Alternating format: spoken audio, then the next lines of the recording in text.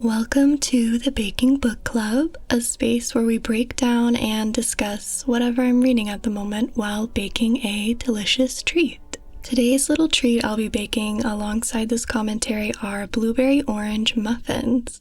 If you'd like to make them too, you can find the recipe on my Patreon, Maddie's Kitchen. I don't have enough subscribers yet to add outside links into the description, so unfortunately I am gonna have to make you work for it a little bit. Sorry about that. We are finally approaching the end of Wuthering Heights. It's bittersweet for me because I love this book so much, but I'm also glad these characters' torture and terror is coming to a close. Rereading Volume 2 especially has made me even more afraid, frankly, of what Emerald Fennel is going to do in her film adaptation. I've seen trailer clips and I've read some interviews of her discussing making the film, which only further confirms my suspicions that the end product will diverge greatly from some pretty important themes in the book that I believe are integral to Wuthering Heights, and many other readers do too. I have no qualms with some changes that expand upon the story and the angle which the director is taking. I'm not looking for a word-for-word recreation at that point.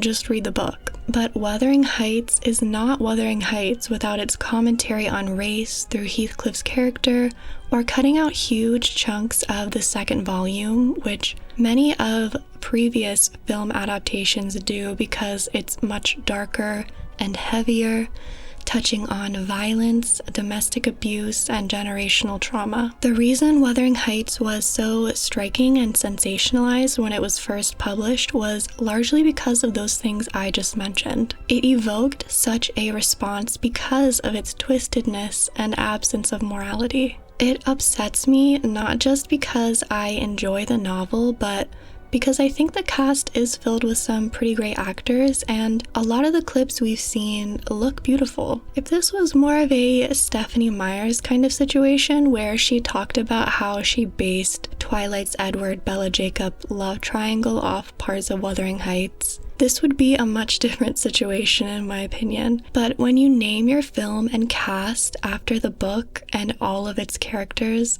I have expectations of you upholding and respecting the heart of the original. The movie hasn't come out yet, I know. I'm open to being proven wrong, trust me, I really am. I want to like this movie, but I fear that Emerald Fennel is trying to make some provocative piece of art by sucking out all of the nuance from its original source. For people who know and love the story, that doesn't make it provocative. Romanticizing Wuthering Heights in an erotic kind of way is not some fascinating new lens. It's very odd and tired and, dare I say, rage bait-esque.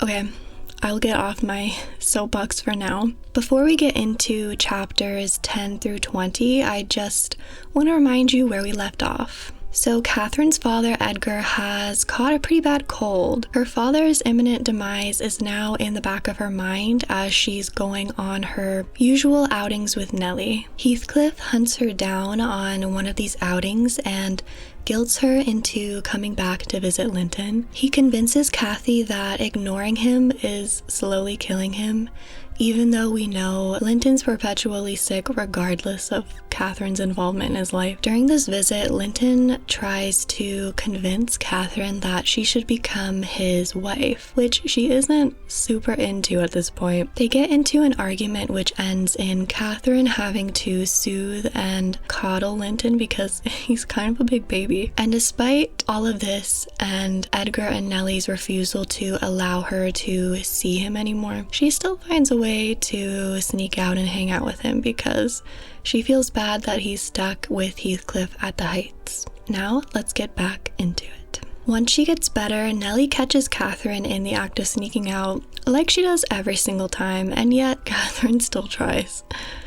I think it's because she's been alone most of her life besides Nellie and her father. She would do just about anything to talk and play with someone her age, even when it's not in her best interest. wants, and even when said companion is self-centered and not a quality friend. But Catherine doesn't have any other experiences of friendship in her youth to know better, even though she's almost 17 at this point. Edgar has socially stunted her in that way out of protection, but that cultivated naivety is going to lead to her suffering from the very person Edgar was trying to keep her away from in the first place. Catherine and Linton seem fundamentally incompatible, not just because they're cousins. We see this when they argue about their version of what a perfect day would look like. Linton is content lounging around in the grass, listening to the birds. Catherine wants to climb the trees and be up there with the birds, exploring everything there is to see. Catherine describes it as, quote, living in an ecstasy of peace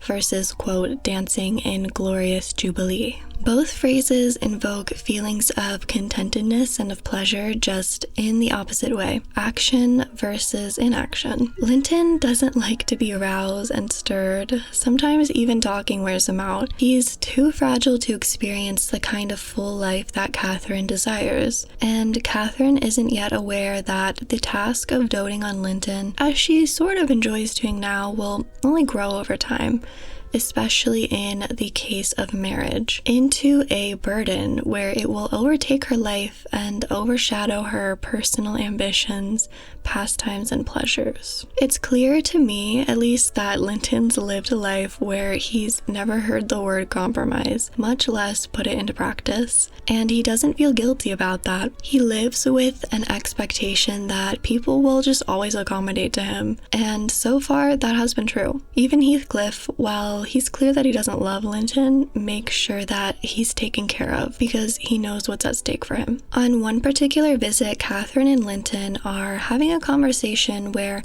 Hareton bursts in and starts cursing them out. I assume he has a lot of pent-up frustration with realizing that in many ways he is supposed to be in Linton's place right now. Wuthering Heights is supposed to be his. He shoves Linton out of his chair and locks him and Catherine out of their room that they were talking in. Linton gets so upset by this that he makes himself sick, and then instead of blaming Hareton, he blames Catherine because for some reason, every time he sees her, he just has to find some way to make her feel like his ailments and his shortcomings are her fault, even though she basically plays mommy for him all the time. So Catherine finally tries to stand up for herself, saying that she'll no longer visit because it's clear that he doesn't really like her that much. Linton ends up emotionally manipulating Catherine into staying.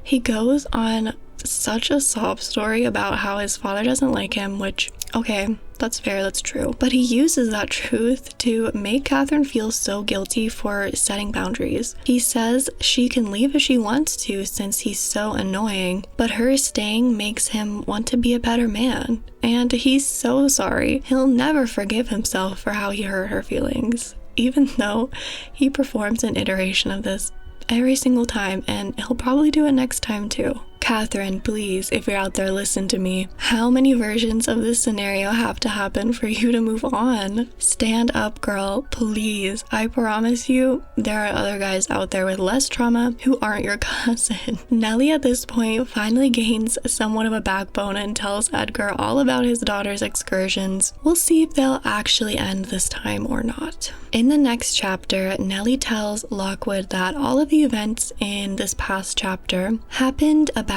a year ago. So some stuff must have gone down between then and now because that's pretty recent. Edgar is still sick. He seems to be losing his will to live. He cannot pass on though without knowing that Catherine is taken care of after he's gone. He understands that such a loss is going to crush her and she'll need someone, anyone, to lean on. Edgar doesn't even care about Linton's relation to Heathcliff and his scheming anymore. He just wants someone to be there for his daughter, the only family he has left. And the only problem is he knows little to nothing about Linton's character. Can he trust Linton, or is he just like his father?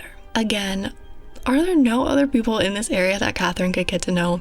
Not one singular person, please. Edgar and Linton write some letters back and forth to get to know each other a little better. Well, Linton is writing under the watchful eye of Heathcliff, who has no problem censoring and pushing for his agenda. They convince Edgar to let Catherine and Linton have weekly walks, chaperoned by Nellie since Edgar is too sick to accompany them himself. But Linton's not doing so hot either, which is why Heathcliff's being so persistent and pushy. We'll talk about that later though. Fueled by his imminent demise and hope for his daughter to keep his childhood home and her childhood home, the only place she's ever really known, Edgar gets a little lax on his rules regarding Catherine and Linton. He's letting them ride together and converse, and by ride together and converse, I mean Cathy and Nellie ride their horses like 50 feet from Wuthering Heights, and Linton sits there waiting for them. He's too weak to do anything else. Both Catherine and Nellie can tell that something is up because he looks even worse than usual, which is saying something. Linton, though, insists that he's healthier than ever. No one's really buying it, myself included. There's something else about Linton that's off too. He seems frightened, especially when Catherine offers to leave early given his struggles to keep up with even simple conversation. It definitely has to do with Heathcliff and his inability to control Linton's health. That's getting in the way of his plans. If Linton goes before he's married, there will be no more chance for himself in any living capacity to be with Cathy. He could only hope to join her in death one day in the distant future, since he's one of the hardiest characters in the novel. I believe he's the only one who hasn't gotten some kind of illness, maybe besides Hareton. But that further proves my point, because Hareton is also so much like him. And I don't think Heathcliff would off himself, at least not in the traditional sense. And not now. There's still a part of him that feels like he should be punished, that he isn't valuable, that all those nasty things people were saying about him in his youth are true. He's not deserving of what he wants, and this is being proven true to him by the universe's sabotaging of his plans. And with all of that percolating in Heathcliff's mind, I'm sure he takes it out a lot on Linton. Catherine is wondering why Linton even wanted to see her at all, since nothing she says or does seems to engage him at this point. She even prefers his snobby, emotionally manipulative side to whatever this is. At least there's some sort of drive then, even if it is toxic. She is her mother's daughter after all. Catherine wants to take Linton for his word, she really does, but she has her doubts. In chapter 13, Catherine comes to visit Linton again for some reason that must be tight-lipped between herself and God, because Lord knows I don't know why. It goes about as well as the last time. Catherine's growing annoyed that she is wasting her precious time that's better spent with her dying father. She demands answers that Linton won't give, still riddled with fear from Heathcliff's looming threats. Nellie's like,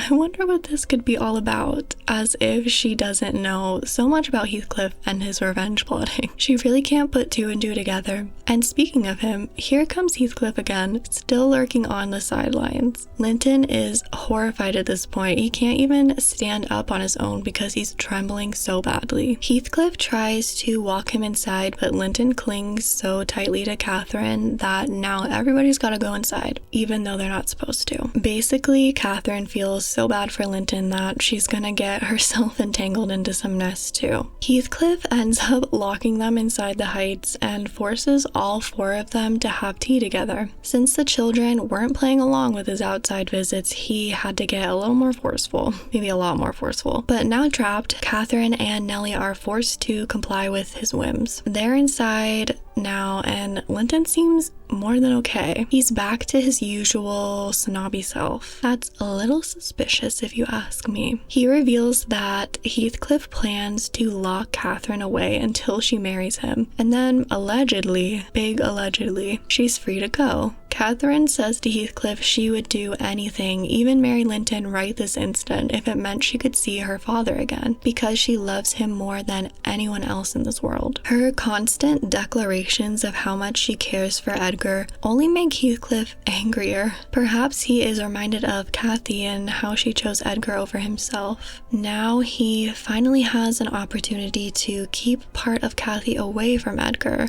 and for himself. In a traumatizing, hostage situation kind of way. That seems to be his style as of late. There's also a section in the scene where Catherine is begging for her release. She keeps asking Heathcliff to please just look into her eyes when she speaks to him, and he refuses. It reminds me of the last time Heathcliff and Cathy saw each other. He couldn't look into her eyes because they felt so foreign and detached. And now he won't look into Catherine's eyes because they're too real. In hurting her to hurt Edgar, he's also being cruel to aspects of Cathy. Heathcliff has to take whatever measures he can to disassociate from that. He says that he detests Catherine, probably in a similar vein that he hates his son. Catherine is the physical embodiment of both Edgar and Cathy. No matter what Heathcliff does, that will never change. It's another part of nature that he has no control over. The next morning, Heathcliff comes to retrieve Catherine, but poor Nellie stays locked away for almost a week. At last, Nellie is finally let out of her room by one of the house staff. She finds out that Catherine and Linton are married, but Catherine was never returned to the Grange. Surprise, surprise. Linton is excited to announce that Edgar's gonna die any day now, probably. And then everything, including the Grange, will be his and not Catherine's. In fact, nothing is Catherine's anymore.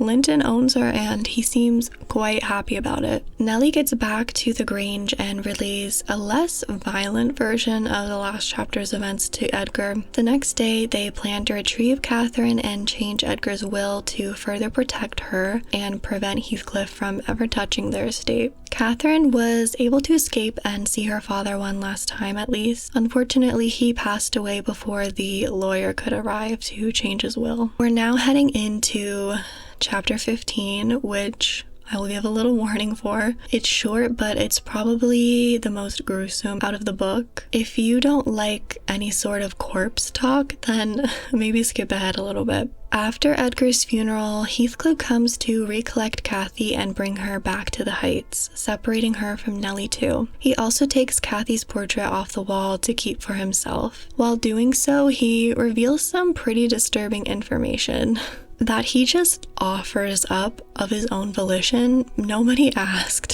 He just needed to let it out, I guess. I don't know. He's either pre-justified this kind of behavior in his head, or he feels such a compulsion to share in relation to some sort of degradation thing. Like he's intentionally seeking out this disgusted reaction from others toward himself and toward his behaviors as a way to reinforce or prove his own devaluing of self, because he's really had no external reaction to those who are kind to him or give him the benefit of the doubt. Not that there have been many characters that do this besides Cathy, and even she wasn't the kindest to him out of her own self-absorption. He only reacts to comments intended to shame him. Just a thought I had while reading this chapter. Anyways, I'll tell you what he said he did now. The other day, he got into Cathy's coffin with her corpse because he was so desperate to see her face and to see if it had changed from the years of decay. Then he bribed the person that was preparing Edgar's grave to make sure that when Heathcliff dies, he gets to lay next to Catherine too. And it gets worse, because this is not the only time that he has done this. Remember the evening that Hindley locked him out and they got into that huge fight where Hindley almost died? He also dug up her grave that night too. While doing so, he felt her ghostly presence there, which soothed him for a moment, and yet the feeling of her without her physically being there became agonizing. He claims that she has haunted him ever since, basically. He can barely even sleep because when he feels her, he is compelled to open his eyes. Nellie obviously is horrified. This is like when a little kid will randomly blur out the most invasive private thing that you know that you have no business hearing about because they don't understand social norms yet, but like a million times worse. Heathcliff tries to convince her that the most recent time, that was enough to satisfy whatever urges he was having. I'm not sure I believe that, given that he's already a repeat offender and he lies all the time. It's gotten way past the point where he'll ever be content, at least not while he's alive. Nellie hasn't seen Catherine since all of this went down, by the way, so it's been about a year, but one of the house staff at the Heights, a woman named Zyla, gives her information every once in a while. So Catherine's job now is to care for Linton until he dies, which doesn't take long. Zyla and Hareton make attempts to be friendly to Catherine after Linton's death, but she'll always remember how they succumbed to fear of Heathcliff over her aid and well-being. So Catherine has nothing now. She has no money, no family. She's 16 in the middle of Miami. She doesn't even have her annoying, needy cousin husband anymore. And what is a girl to do without her husband? In chapter 17, Nellie is done sharing the hot gossip with Lockwood about his landlord and his family. So he heads back up to the Heights to inform Heathcliff that he'll be leaving soon. His early departure has no relation to what Nellie just shared with him, I'm sure. None at all whatsoever. He's also on a mission to deliver a note to Catherine from Nellie, which he succeeds in doing, but she can't write back because Heathcliff has stolen all of her paper and books. He can't even let this girl have one thing, apparently. Hareton has stolen a few as well, but for a more wholesome purpose. Wholesome for this story. I bet you never thought I would use the word wholesome in discussing Wuthering Heights, did you? Well, I didn't either, but Hareton stole books to try and teach himself how to read. Catherine's inspired him to learn more, although she relentlessly makes fun of all his attempts to do so and connect with him. As Lockwood's watching this all go down, he takes this weird stand where he's like, "Aw, look how sad and alone Catherine is here. If only I could sweep her off her feet. I could be her Prince Charming if I felt like it. Oh well." And then he just leaves. It's like he wanted so badly to give himself a pat on the back for this hypothetical scenario. He's using these people's suffering as fuel to give himself an ego boost, which I don't like at all. Like, wow, I would have been such a great person if I tried to romance Catherine, and thinking that actually is enough to make me a great person. Yay me. When in reality, he'd probably just be another man that's wasting her time. So several months later, Lockwood happens to be in the area again and pays a visit to his old pals at Wuthering Heights. He approaches the place and it seems homelier than he remembers it. By the way, I think Lockwood is such a creep, if you couldn't pick that up by now. The first people he sees when he arrives are Catherine and Hareton, and he just stares at Catherine, thinking about how hot she is and how he should be doing more than just staring. But he doesn't. He never has.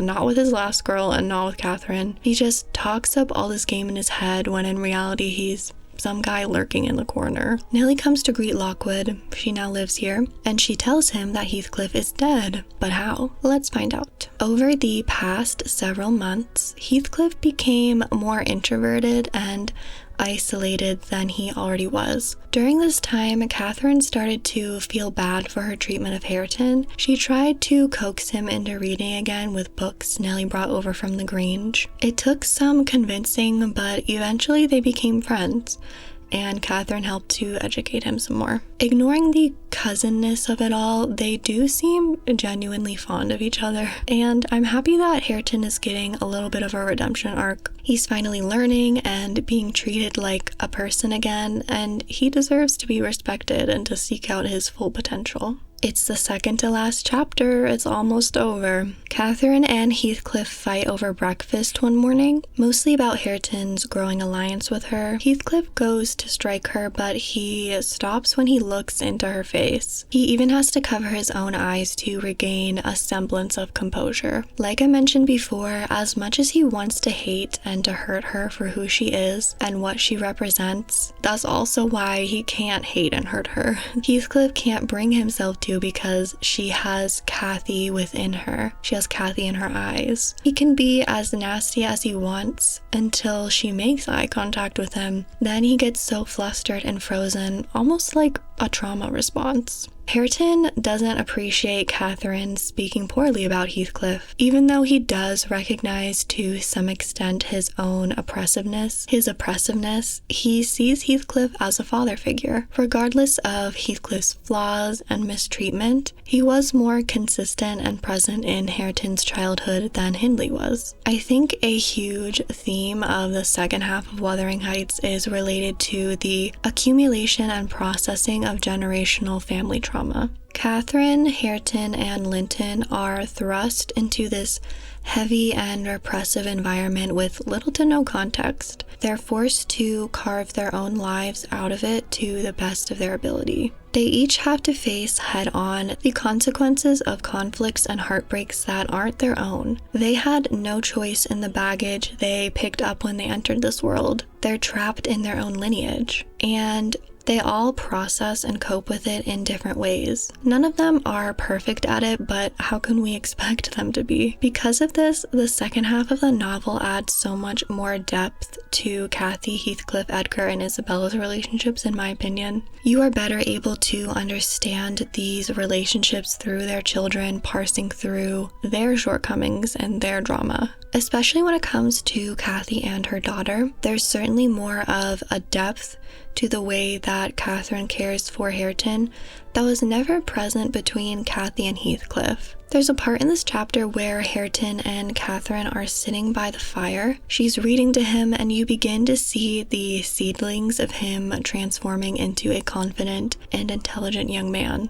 I can't help but compare this scene to another one in Volume 1, that part where Kathy and Heathcliff are arguing about her spending more time with the Lintons, and how Kathy told Heathcliff if he managed to keep up with his studies, maybe she'd find him interesting to talk to again. There's such a stark difference in the way that both of the Cathys approach this similar situation, one with a growing fondness and patience, the other more self-centered and surface level, frankly. Heathcliff walks in on this moment between Catherine and Hareton. I wonder if he recalls the similar memory from his youth. How can he process that the daughter of the girl he adores could be so much more capable of the kind of consideration he wished Kathy could have given him? How does that change his relationship with Kathy post-mortem? And at the present moment, Heathcliff is exhausted. He is tired. Hatred and revenge really suck the energy out of you, I guess. He got to do what he thought would be this great culminating moment, and it hasn't been satisfying for him at all, really. Now it's as if he has nothing to live for anymore. He barely remembers to eat or drink. He realizes that he has created a life where he's constantly surrounded by these two people that remind him of Kathy, which causes him great agony. He can't look into Catherine or Hareton's faces. Both of them have her eyes. And now it's chapter 20. This is it. We've made it to the end, the final chapter. One afternoon, Heathcliff goes out for a walk and doesn't return until the next day. He has a strange appearance. Strange for him. He is cheerful and anticipatory. Nellie also notes that the weather is particularly warm and pleasant today. The last time we talked about how nice the weather was, Kathy died. Heathcliff is still refusing to eat and drink. I assume some other source of adrenaline is sustaining him for the time being. Perhaps it's his late night walks, where he's probably hallucinating Kathy's ghost to have conversations with. Lockwood staying in her room at the beginning of the book and having that nightmare must have reinvigorated Heathcliff's obsession to its final tipping point. Heathcliff starts pestering Nellie about how he has no one to leave his stuff to in his will, and how he wants his burial to go, which frightens her. He's reached a state of madness where he's starving himself to death and welcomes it. Both him and Kathy not only accept their deaths, but seem excited for them. Like her, death is the only natural escape for Heathcliff. Escaping a life without Kathy, a life where he is constantly tormented and reminded of the consequences of his actions that led to his undoing. Heathcliff passes away soon after, drenched in rain from a window left open, indicative of a baptism sort of moment. We'll come back to that in a second. Hareton is really the only one who grieves Heathcliff, although he's one of the only characters left who has been so directly impacted by him. He's the eldest cousin, the one whose entire intelligence and trajectory was flipped around at the hands of Heathcliff. But also, Heathcliff is really the only person he's known as family before Catherine came to stay, and they just started to bond like a few months ago. I'm sure it's a pretty weird mix of emotions for Hareton. He may process them differently than the average person would too, because of his history and how mentally stunted he is. This is such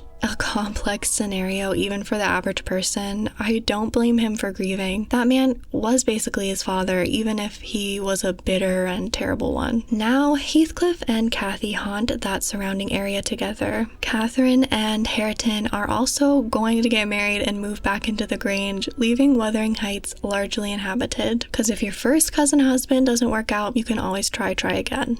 Let's circle back to Heathcliff's death for a moment though. I mentioned it was sort of like a baptism in some ways. He never comes back up from the water, so to speak. He's dead, drowned by this all-consuming obsession. Perhaps he's reborn in the afterlife though. His soul is washed anew and now at peace, walking beside Kathy's for eternity. Heathcliff chose to go out this way, sprawled out over his bed and covered in rain. His physical body had been drowning so long in real life, it was only a matter of time before his soul should follow suit. Rain generally as a literary tool can be quite cleansing. The rain is likely symbolic, a means to restore Heathcliff to his purest form, one incapable of being reached in a human vessel. I mean, there really is no coming back from what he did. I know that Heathcliff becomes so deranged and cruel by the end of this novel, but I can't help feeling fondness toward him and all the other characters really. Emily Bronte does such a fantastic job at creating these insane, complicated people and enveloping them in the most beautiful romantic writing. I admire her ability to provide such depth to each individual character's story and interweave them all so succinctly. I think that is a quality many popular writers today could take note of, at least the ones I see everyone talking about online. Rereading Wuthering Heights reminded me why it's one of my favorite novels, and now I'm craving a gothic fiction resurgence across all mediums. I watched Guillermo del Toro's Frankenstein the other day, and I thought it was delightful. You can see the appreciation he has for the original novel throughout the entire film, alongside the expansion of the world he added to mold his own lens of the retelling. And even though I'm apprehensive about it, I will watch Emerald Fennel's Wuthering Heights interpretation when it comes out. I'm trying to keep a hopeful mind, but I have a feeling that I'll be disappointed. We'll see.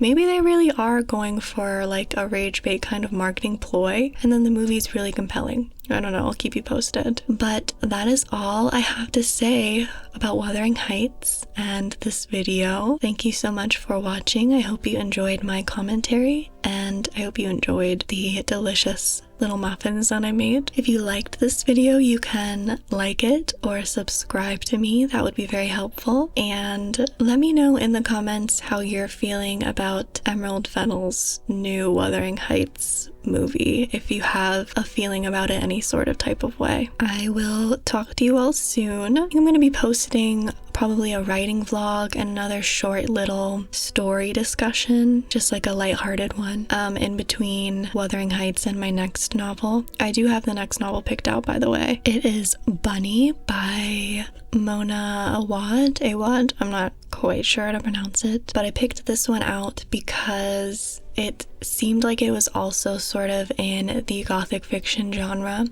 which I love, but it's a much more recent story. It was published in like 2018, 2019, I think. So I'm excited to read that and to share my thoughts with you all. I'm letting you know now, so you have time to go out and get the book if you would like to read along and discuss with me. Okay, now I'm done talking for real, but I will see you all soon. Goodbye.